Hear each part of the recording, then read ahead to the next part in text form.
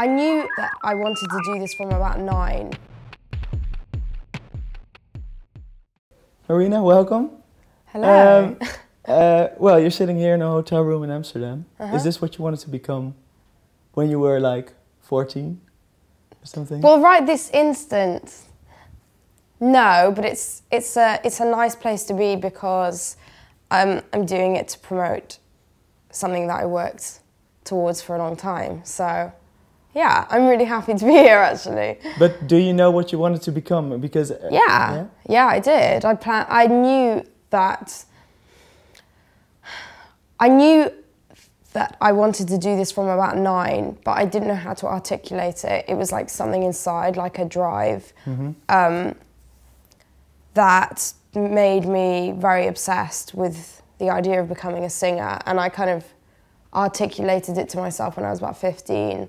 And from then onwards, I would spend every single hour of every day, of every week, of every month, of every year thinking about it until I was 19 and I was able to move to London and start working towards achieving it. So I definitely knew.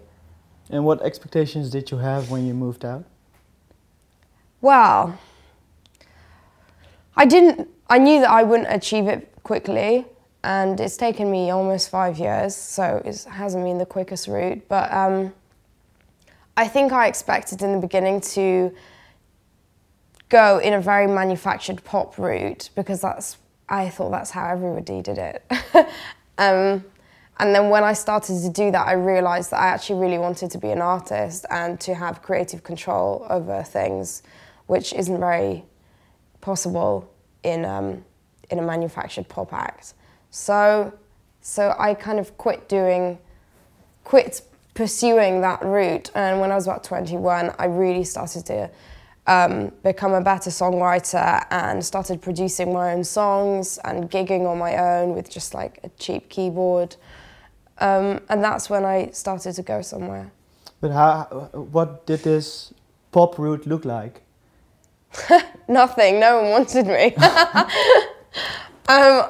Well, I had a background in dance, and so I used to go to a lot of dance auditions, basically anything that was to do with performing. And I desperately wanted to be a singer, but I wasn't very good because I'd never had enough practice in my life, which is silly if I wanted to be a singer, but that's just the way it was. And so it was for like girl bands, like pop punk, solo act auditions, anything.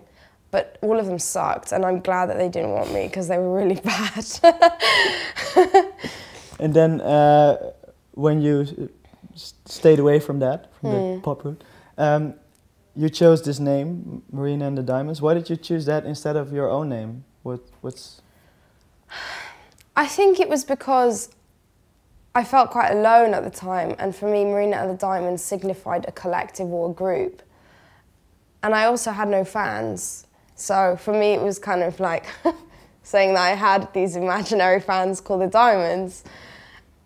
And then it just stuck, and it morphed into what it is today. But my surname is Diamond anyway, so that's where the Diamonds came from.